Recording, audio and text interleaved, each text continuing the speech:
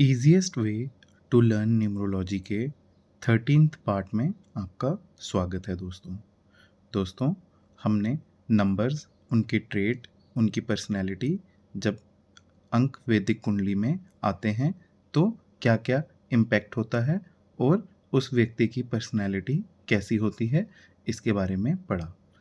आज हम उसी टॉपिक पर कुछ एक्सटेंसिव चर्चा करने जा रहे हैं। हमने सिंगल वन के बारे में या फिर सिंगल नंबर्स के बारे में पढ़ा है। आज हम देखेंगे कि एक या उस एक से ज़्यादा जो मल्टीपल नंबर्स होंगे उनका क्या इम्पैक्ट पड़ता है। तो दोस्तों, अगर किसी कुंडली में एक से ज़्यादा नंबर सेम डिजिट एक से ज़्यादा बार आएगा तो उसका इम्पैक्ट क्या होता है, आज हम उस पर चर्चा करेंगे। सबसे पहले हमारा नंबर वन दोस्तों, ये स्पेशल केस है। इसमें हम देखेंगे कि जो नंबर 1 होगा, अगर तो वो सिंगल नंबर आया है और वो डेस्टिनी नंबर है तो उसके जो भी हमने जो ट्रेट्स पढ़े हैं या जो भी हमने फीचर्स पढ़े हैं वो बिल्कुल सेम रहेंगे। कि वो कॉन्फिडेंट होंगे, उनमें लीडरशिप क्वालिटी होगी, उनमें मैनेजमेंट वो अच्छी करेंगे, अथॉरिटेटिव होंगे, डोमिनेटिंग होंगे, तो वो सेम रहेगा। इसकी हम एग्जांपल लेके भी देख लेते हैं दोस्तों। जैसे ये डेट ऑफ बर्थ हमारे सामने है 28/90/44। इसमें जो हमारा 1 आया है ये डेस्टिनी 1 से आया है। डेस्टिनी 1 कैसे निकालते हैं ये हमने अपनी प्रीवियस वीडियोस में देख लिया है। ये कुंडली कैसे बनाते हैं, अंक वैदिक कुंडली, ये भी हमने अपने प्रीवियस वीडियोस में अच्छे से जान लिया है। तो यहाँ पर जो 1 आया है वो सिंगल 1 आया है और वो डेस्टिनी से आया है। अगर ये डेस्टिनी से आएगा तो सेम इसके फीचर्स रहेंगे जो भी हमने पढ़े हैं। उसके बाद अगर सिंगल 1 है बट वो डेस्टिनी 1 नहीं है तो उसकी जो पॉजिटिव क्वालिटीज़ होंगी वो तो सेम रहेंगी, लेकिन जो उसकी नेगेटिव क्वालिटीज़ होंगी वो नलीफाई हो जाएंगी। मीन्स कि वो अब उस पर इम्पैक्ट नहीं करेंगी। जैसे 17/9/1950 ये एग्जाम्पल में हम देख लेंगे कि जो 1 आया है इसका डेस्टिनी नंबर 5 आ रहा है बट 1 कुंडली में आया है। तो ये वाला जो 1 आया है ये विदाउट डेस्टिनी के आया है।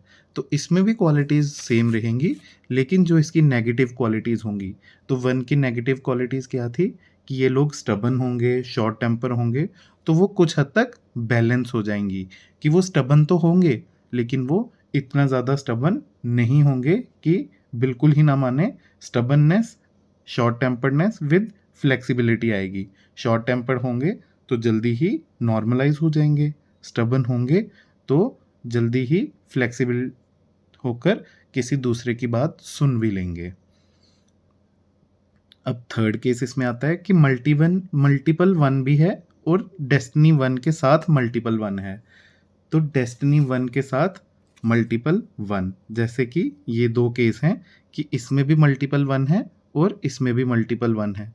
और इसमें जो 1 मल्टीपल 1 जो आया है वो हमारी डेट ऑफ बर्थ से भी आया है और हमारी डेस्टिनी से भी आया है। तो ये जो 2 एग्जांपल्स हैं, इस तरह का जब केस होगा तो उनमें जितनी भी क्वालिटीज़ होंगी वो मल्टीप्लाई हो जाएंगी। यानी कि वो बहुत ज़्यादा कॉन्फिडेंट हो जाएंगे। उनमें जो लीडरशिप क्वालिटी होगी वो नंबर 1 की होगी कि अगर वो ऐसा इंसान अगर लीडर बनता है तो पूरी दुनिया जो है वो उसके कदमों में आ जाएगी।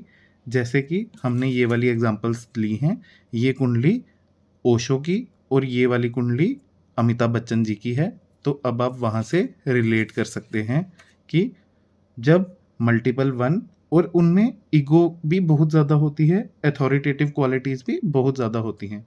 मतलब मल्टीपल 1 और विद डेस्टिनी 1 अगर होगा तो उनको नेम, फेम वो सब मिलेगा और वो उतना ही ज़्यादा लेवल का मिलेगा, बहुत ज़्यादा लेवल का मिलेगा। उसके बाद नेक्स्ट जो हमारा फीचर है कि मल्टीपल 1 और विदाउट डेस्टिनी 1, यानी मल्टीपल 1 तो होगा बट इसमें डेस्टिनी 1 का कोई रोल नहीं होगा। ये हमने एग्जांपल ली है 9/11/1990। इसमें हमारे पास मल्टीपल 1 तो आएगा बट वो डेस्टिनी से नहीं आएगा। इसमें जो भी पॉजिटिव क्वालिटीज़ होंगी वो तो पॉजिटिव रहेंगी, लेकिन जो वो नेगेटिव हो जाएंगी दोस्तों। इसमें जो भी पॉजिटिव क्वालिटीज़ होंगी वो बिल्कुल ऑपोजिट हो जाएगा उसका, और वो नेगेटिव बन जाएंगी।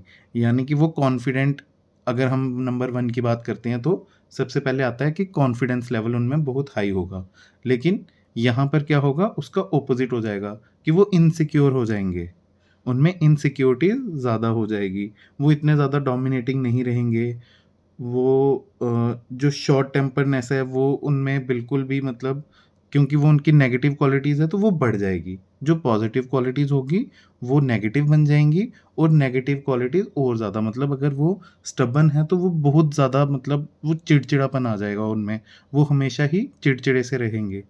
तो ये नंबर वन के कुछ ऐसे फीचर्स थे जो इसको स्पेशल फीचर्स बोल सकते हैं हम, या इसको स्पेशल बनाते हैं। अब मल्टीपल नंबर्स की बात हो रही है, तो अब हम बात करेंगे नंबर टू की। जब नंबर टू, जो अभी हमने केसेस पढ़े, ये सिर्फ स्पेशल बनाते हैं नंबर वन को। उसके बाद जो मल्टीपल टू के, वो किसी भी तरह का मल्टीपल होगा, चाहे वो डेस्टिनी से आएगा, वो उस व्यक्ति को और ज़्यादा इमोशनल कर देगा। वो ऐसे लोग जो होते हैं वो ओवर इमोशनल होते हैं, जहाँ पर मल्टीपल टू रहेंगे अगर किसी कुंडली में। तो वैसे ही थ्री, मल्टीपल थ्री रहेंगे, यानी कि एक से ज़्यादा जब तीन होंगे किसी की कुंडली में, तो उसकी फैमिली लाइफ डिस्टर्ब होगी, और वो हर चीज़ को बढ़ा चढ़ाकर, अगर वो स्पिरिचुअलिटी में आएंगे या फिर मोटिवेशनल स्पीकर बनते हैं या फिर किसी को पढ़ाते हैं या कुछ भी ऐसी इस फील्ड में आते हैं, तो वहाँ पर वो फेंकू भी बन जाते हैं। उनको फेंकू भी कहा जाता है, क्योंकि वो बहुत बड़ी बड़ी डींगें हाँकते हैं।